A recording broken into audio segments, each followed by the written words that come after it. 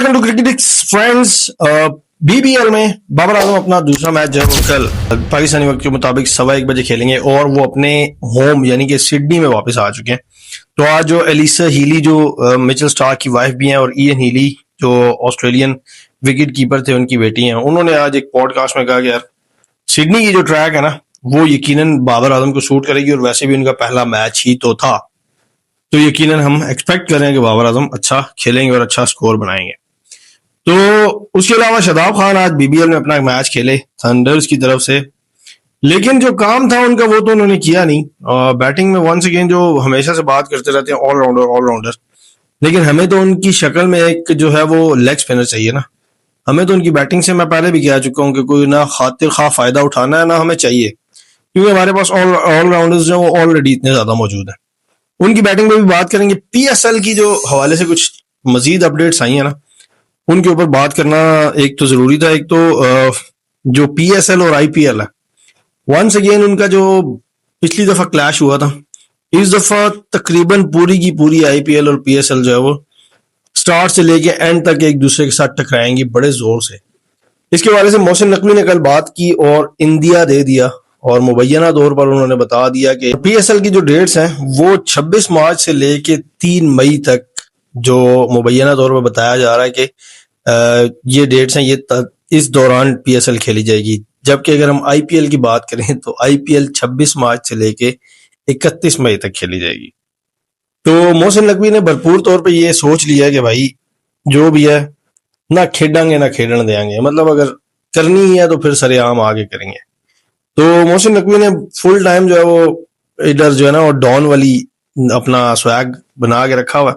बाकी उनकी अपनी सोच है, इस पे मैं कुछ कह नहीं सकता। सेकेंडली जो मैचेस हैं उनके हवाले से और जो दो नई टीम्स हैं उनके हवाले से भी कुछ अपडेट्स हैं। एक तो जो ओनरशिप है जो उसके हवाले से जो दो नई टीमें आनी है उनका फैसला जो है वो 8 जनवरी को होना है कन्वेंशन सेंटर इस्लामाबाद के अंदर। तो जो भी दो बिडर्स होंगे, काफी सारे बिडर्स यकीनन जो भी इन लाइन होंगे वो यकीनन आएंगे और उसमें से जो ओनरशिप मिलेगी वो दो टीमों को 8 जनवरी को दी जाएगी। इसमें जो स्केड्यूल है वो थोड़ा सा इंटरेस्टिंग होने वाला है और उसके हवाले से थोड़ी बात करना मुझे लगा कि जरूरी है, तो इस वजह से मैं कर लेता हूँ। अभी हमने लास्ट टाइम जो वर्ल्ड T20 2026 के स्केड्यूल की बात की थी, जो फिक्चर्स उसके अंदर आए थे, उसमें जो मॉडल अपनाया गया वो यही था 1999 वाला जो मॉडल था, जिसमें सुपर सिक्सेस इंट्रोड्यूस करवाए गए थे। तो उसमें वो क्वार्टर फाइनल्स या सेमीफाइनल्स वाला सीन हटा के एक नई चीज लाई गई थी। लाइक क्वार्टर फाइनल्स के अंदर 8 टीमें आपस में नॉकआउट्स खेलती हैं, उसमें से 4 टीमें सेमीफाइनल्स में जाती हैं, उसमें से 2 टीमें जीत के फाइनल्स के अंदर जाती हैं। तो 1999 वाले वर्ल्ड कप में 12 टीमें थी, उसमें से सुपर सिक्सेस में गई, फिर सेमीफाइनल्स और फिर फाइनल्स। अभी जो वर्ल्ड T20 2026 के अंदर ये चीजें की गई कि 20 टीमें और हर एक ग्रुप में 5 टीमें, इस तरह 4 जो है वो ग्रुप्स बनाए गए। हर ग्रुप में से 3 टीमें बाहर होंगी, 2 टीमें आगे जाएंगी। आगे जाके उनको मजीद 2 ग्रुप्स में डिवाइड किया जाएगा 4-4 के। सही है। तो ये वाली जो 4 हैं, ग्रुप एक्स, वो आपस में चारों टीमें एक एक मैच आपस में खेलेंगी और ग्रुप वाई जो है वो चारों टीमें आपस में एक एक मैच खेलेंगी। यहां से 2 टीमें आगे जाएंगी, वो जाके 2 टीमें इस ग्रुप से, 2 टीमें इस ग्रुप से, टोटल 4 टीमें आगे जाएंगी, वो जाके सेमीफाइनल खेलेंगी और फिर वहां से जो 2 बचेंगी वो फाइनल खेलेंगी। यहाँ पे पीएसएल के दौरान क्योंकि इस दफा टीमें होनी है 8, पहले होती थी 6 टीमें, और वो ग्रुप स्टेजेस में आपस में हर एक टीम दूसरी टीम के साथ 2-2 मैचेस खेलती थी, वहां से प्लेऑफ्स होते थे, प्लेऑफ्स के बाद फाइनल्स होते थे। तो अभी जो है वो 8 टीमें होंगी। 8 टीमें पहले तो हर एक टीम एक दूसरी टीम के खिलाफ एक एक मैच खेलेगी, तो टोटल ये 7-8 मैचेस होंगे। उसके बाद हर एक टीम अपनी जो ओपोनेंट 7 टीमों के खिलाफ यकीनन मैच खेलेगी, तो 7 मैचेस हो जाएंगे हर टीम के। उसके बाद यहां से कोई भी टीम एलिमिनेट नहीं होगी, वो सीधी आगे जाएंगी जो सुपर 8 के अंदर, वो भी इसी तरह सुपर 8 ही उनका नाम दिया जाएगा, और वो भी आगे इसी तरह होंगे। 4-4 टीमों को 2 ग्रुपों में डिवाइड किया जाएगा। ये जो 4 होंगी ये आपस में एक एक मैच खेलेंगी और ये वाली 4 टीमें फिर आपस में एक एक मैच खेलेंगी। यहां से टीमें आगे जाएंगी प्लेऑफ्स के अंदर। जैसे प्लेऑफ के अंदर जाती हैं तो वो फिर आगे फिर प्लेऑफ के बाद फाइनल, लाइक क्वालिफायर होता है, एलिमिनेटर एंड देन फाइनल। और उस दौरान अगर हम मैचेस की बात करें पीएसएल की, तो ये काफी जो है वो बड़ा लेंथी स्केड्यूल हो गया as compared to the other PSL जो इससे पहले होती रही हैं। और जो ये वाला पीएसएल का सीजन होगा, इसमें टोटल 39 मैचेस खेले जाएंगे। और इस पीएसएल में जो मैचेस की तादाद है वो पिछली किसी भी जो 10 पीएसएल के सीजन एडिशन हुए हैं उनसे ज्यादा 39 मैचेस खेले जाएंगे। ये जो पीएसएल है किसी भी पीएसएल से यकीनन लंबी भी होगी और थोड़ी सी डिफरेंट भी होगी, टीमें भी बढ़ाई गई हैं और रोड शोज वगैरह भी 2-3 जैसा कि यूनाइटेड किंगडम के अंदर और यूएसए के अंदर किया गया। तो मोहसिन नकवी जो है वो यही चाह रहे हैं कि इस पीएसएल को पिछली किसी भी पीएसएल से थोड़ा सा मुनफरिद बनाया जाए और ज्यादा से ज्यादा सक्सेसफुल बनाया जाए। टक्कर की है डायरेक्टली आईपीएल के साथ, टक्कर तो ली है, क्योंकि पहले लास्ट टाइम ऐसा हुआ था कि आईपीएल जब स्टार्ट हुई थी तो पीएसएल उसके 20 दिनों के बाद स्टार्ट हुई थी। इस दफा मोहसिन नकवी ने कहा जिस दिन आईपीएल स्टार्ट होगी हम उसी दिन पीएसएल स्टार्ट करेंगे, ठीक है। और 20% शेयर्स यकीनन आईपीएल के गिरे हैं पिछली दफा से। उसकी वजह कुछ और भी हो सकती है, अब ये थी या नहीं, यकीनन ये तो थी कि पीएसएल भी लोगों ने देखा होगा, ठीक है। जब एक विंडो के अंदर 2 लीग्स हो रही होती हैं तो लोग यकीनन वहां से यहाँ पे स्विच करके यहाँ से वहां पे स्विच करते हैं और फिर जो इंटरेस्टिंग मैच होता है वो तो यकीनन सारे देखते हैं। तो इस वजह से शायद ये भी एक मसला हो सकता है। बाकी हर एक की अपनी सोच है इसके ऊपर, हम मजीद इसको पोलिटिसाइज नहीं करते, लेकिन चीजें काफी सारी पोलिटिसाइज हो चुकी हैं between the boards. Secondly, Azhar Mahmood को जो है वो फाइनली हटा दिया गया। अजहर महमूद जो पाकिस्तान के हेड कोच थे, उन्हें फाइनली जो है वो 2026 मार्च तक उनका कॉन्ट्रैक्ट होना था एज अ हेड कोच। तो चूंकि अभी अगले 3 माह पाकिस्तान का कोई भी टेस्ट मैच है, कोई भी टेस्ट सीरीज नहीं है, तो इस वजह से म्यूचुअली अजहर महमूद और बोर्ड ने डिसाइड किया कि ठीक है भाई, जो कुछ था यहीं तक था, यहाँ से फिर अब हम कंटिन्यू नहीं करेंगे। और मुझे उस वक्त उस दौरान आई वो एक बॉलीवुड की मूवी याद आ गई जिसमें एक वो जो है ना वो डायरेक्टर बने हुए होते हैं और कहते हैं तुझे भी स्टार बना दूंगा, स्टार बना दूंगा, स्टार बना दूंगा।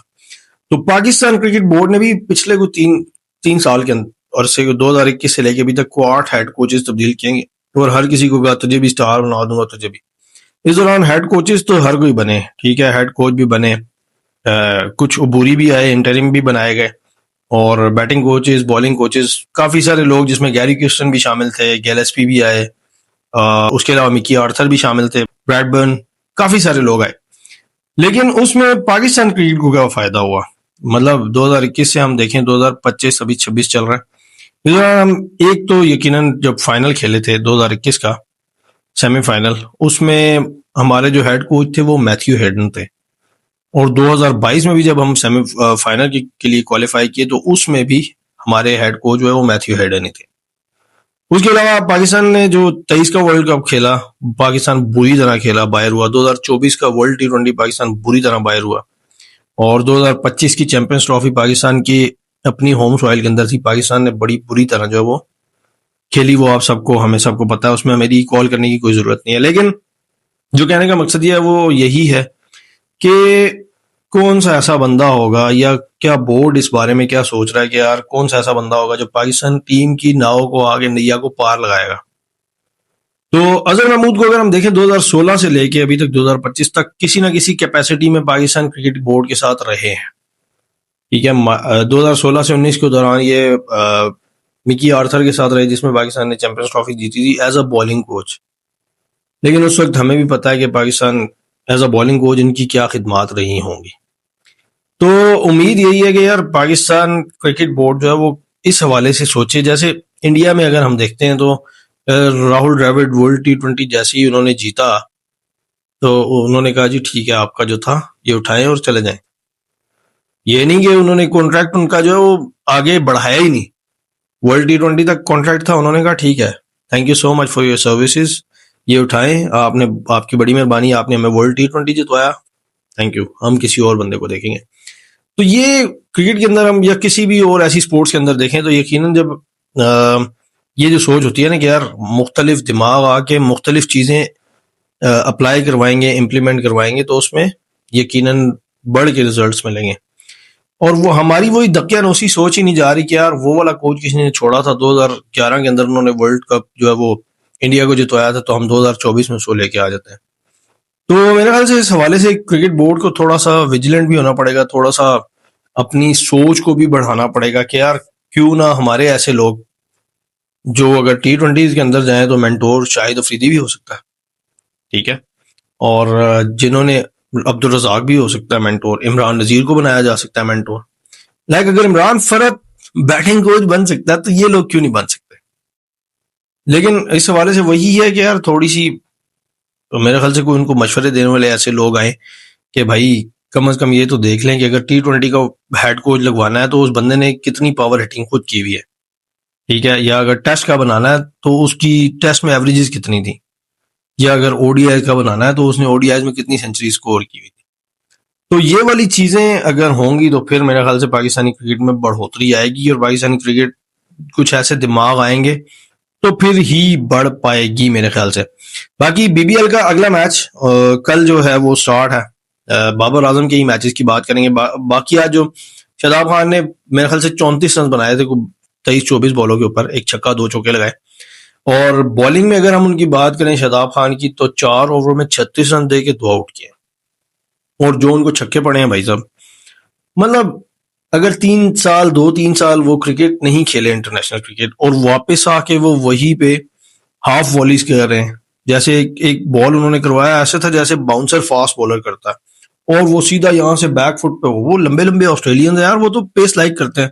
उसने खड़ा हो गया इतना दूर छक्का मारा कि क्या बताऊं आपको, लोगों ने देखा होगा यकीनन।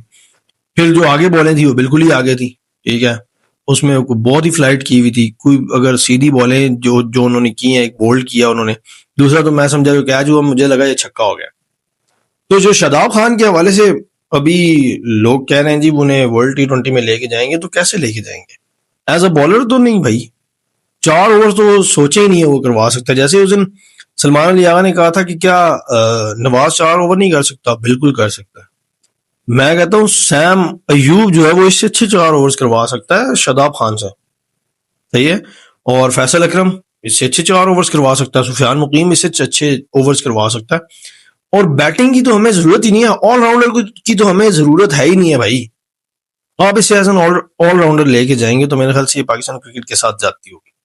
बाकी अभी पहला मैच था, मेरे ख्याल से अभी बहुत कबल वक्त होगा कुछ भी कहना, और मैं यही उम्मीद करता हूँ शादाब खान के लिए और स्पेशली शाहीन शाह अफरीदी के लिए, फिर बाबर आजम के लिए, और यकीनन मतलब जो जिन भी लोगों ने वर्ल्ड T20 2026 के अंदर पाकिस्तान टीम के अंदर जाके शमूलियत इख्तियार करनी है, उन सब के लिए नेक तमन्नाएं हैं और उन सब के लिए हमारी दुआएं हैं।